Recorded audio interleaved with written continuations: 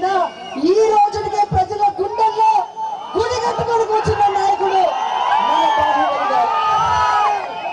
బల్లాల దేవుడు లాంటి చంద్రబాబు నాయుడు ఆ రోజు పెద్ద బాహుబలిని, ఈ రోజు చిన్న బాహుబలిని ఎదుర్కోలేక తట్టుకోలేక పిచ్చెక్కిపోతున్నాడు.